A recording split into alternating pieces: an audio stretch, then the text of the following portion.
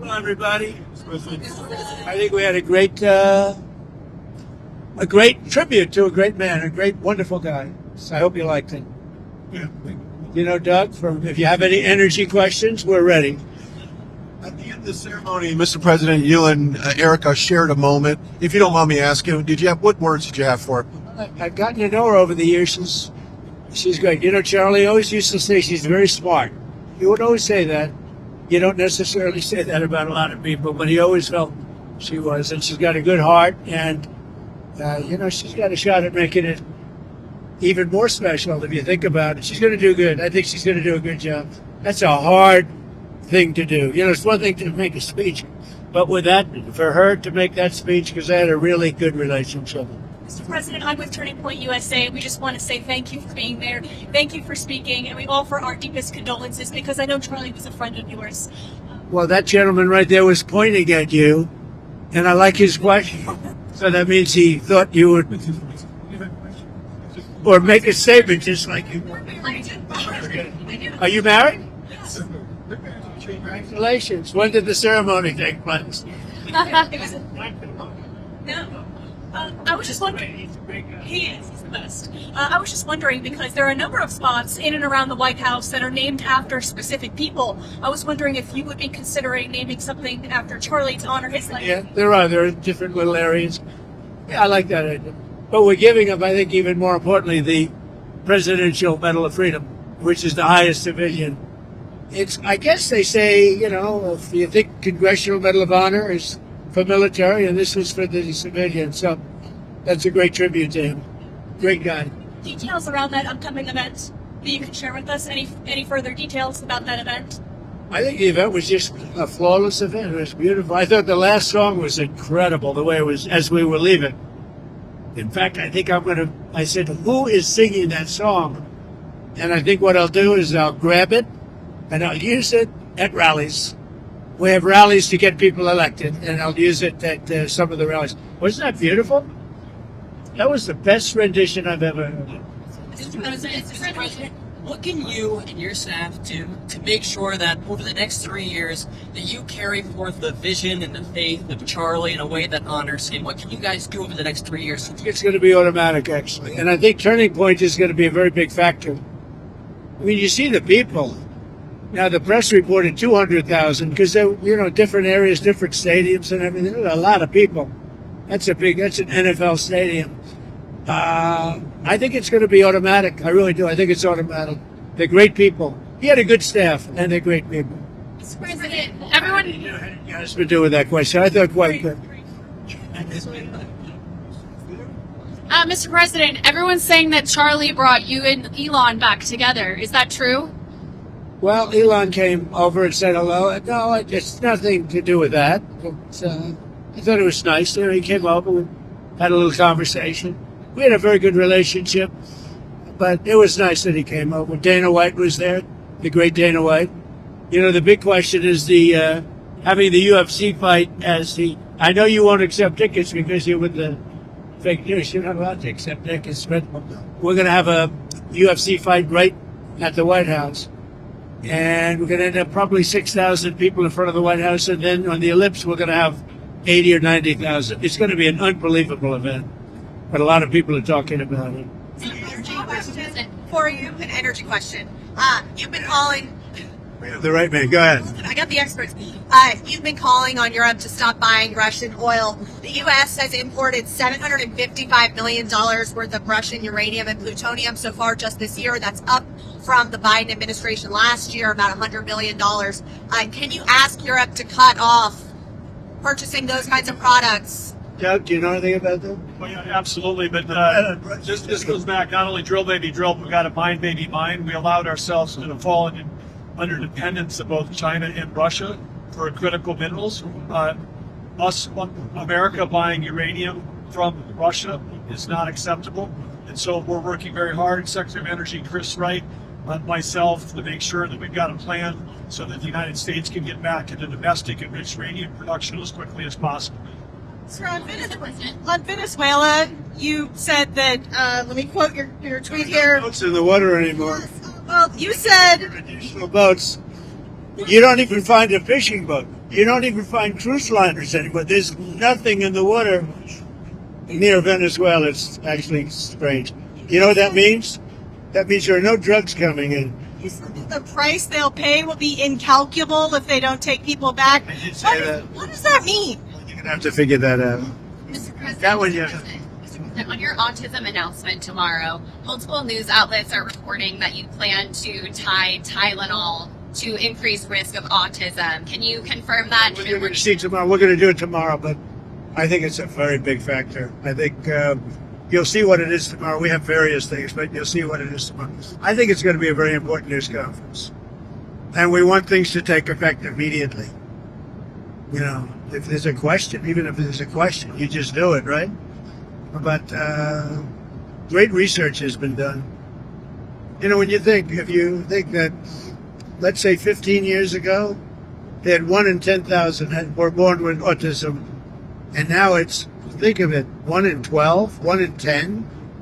Boys, 1 in 10 or 12. 2 different studies. Girls, it's 1 in 20. Can you imagine 1 in 20? And let's see, 22 years ago, it was 1 in 20,000. But it got down to 1 in 10,000 about 17 years ago. And now it's 1 in 12. Actually, boys are 1 in 12 and 1 in 10. I mean, can you imagine 1 in 10? And it was 1 in 20,000? So there's obviously something artificial that's really wrong. And we think we know what that is. Are you planning to announce any link between vaccines and autism? Tomorrow. Vaccines are very interesting. They can be great, but when you put the wrong stuff in them, you know, and you know, children get these massive vaccines like you'd give to a horse. Like you'd give to a horse. And I've said for a long time, I mean, this is no secret, spread them out over 5 years. Get 5 shots, small ones. Did you ever see what they give? They give, I mean, for a little baby to be injected with that much fluid, even beyond the actual ingredients, they have sometimes 80 different vaccines, and it's crazy. It's, you know, that's a common sense thing too. It's like you're shooting up a horse. You have a little body, a little baby, and you're pumping this big thing. It's a horrible thing. So I've always felt that. But we'll be having a big discussion tomorrow about autism. Mr. President, your son had a very welcoming message today, welcoming people to the Republican Party. Love of country, love of family, love of God. So I ask you, what do the Democrats stand for at this point? I think chaos, confusion, anger. They're losers. They don't even want to extend the opening. We have a very successful country. If we gave them everything they wanted, they're deranged. If we gave them everything they wanted, they wouldn't extend, in my opinion. You know, they say, oh, they want to meet with me. It's nonsense, but I'll meet with them. But no, they're angry, and they took a big loss, and they're doing worse now than they were during the election. So they're doing very badly. I don't think, actually, I think they stand for chaos. They stand for nothing. I'm with the Daily Wire, and we've been doing a lot of investigating up with these transgender shooters.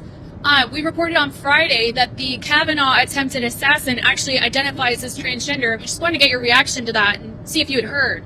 Wow, it's too bad. It's a very sad thing going on with that, and I'll have to take a look at it. We have to protect our Supreme Court judges and justices, and Justice Kavanaugh's a great guy. I mean, it's horrible. He's been through a lot with this. All of them have, in a way. They didn't give the proper protection, and we are giving. You saw what, numerous bills, but we just passed another one. We have to protect the Supreme Court. We have to. And on that same note, there's been so many different shooters who either Charlie's killer lives with a guy who's transgender, the Annunciation shooter was transgender, the Covenant shooter was transgender. Should the FBI be investigating transgender extremism? We're looking at that, and it seems like, is that just a, what's the reason for it? Yeah, there seems to be something, but we're looking at it very strongly. Something seems to be going on, but you can't make that statement yet. Mr. President, back in 2020, 2021, you were banned from Twitter, Facebook, basically every single platform on God's green earth, sir. And now, Many people on the left want to throw out cries about First Amendment claims after Jimmy Kimmel's show was canceled. Do you find it hypocritical, sir, after what they did to you? I did his show before I ran for politics. I did his show many times, and he was never one of the top people. Do you remember during the Academy Awards when he read my truth just before giving out the Best Picture award? And I said, and what he read was that he's the worst host in the history of the Academy Awards. Well, look, Jimmy Kimmel suffers from two things. First of all, he said a terrible thing about Charlie. But he also suffers from the fact that he's got no talent and he's got no ratings. A deadly combination. That's deadly. Right? When's the National Guard going to be arriving in Memphis? You said they'd be coming soon. Yeah, very soon. And we're going to straighten that up, just like we straightened out Washington. And we're not letting Washington go, by the way. We're not letting, if we didn't go there, Washington right now would be leading the nation in crime. I mean, D.C. leading the nation in crime. And we have it down. I mean, it is a beautiful thing. And every person I meet is saying, thank you, sir. They don't care whether it's a National Guard. They don't care what it is. They're not being raped, mugged, shot. Washington, D.C. is now a very safe city. And you know what? I drove through it yesterday. You probably saw. Everything was nice. The grass was. I thought I'd replace the grass. Much of it doesn't have to be replaced. It looks so beautiful. It was so well maintained. And that's by us.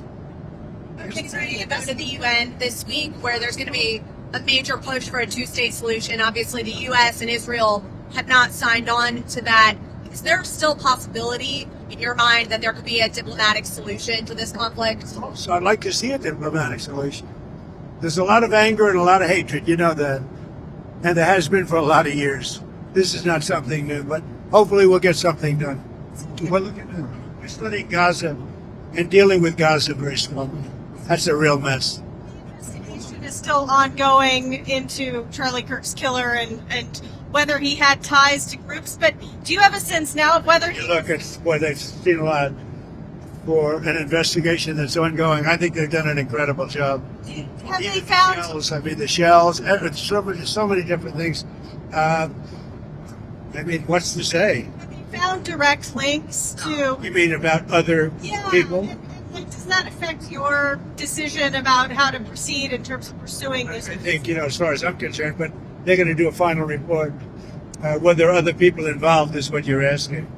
It would look to me like not. Now, he did have a friend, but the friend seemed to be a little bit surprised. Mr. President, in regards to Pam Bondi, who should she focus on as far as bringing accountability?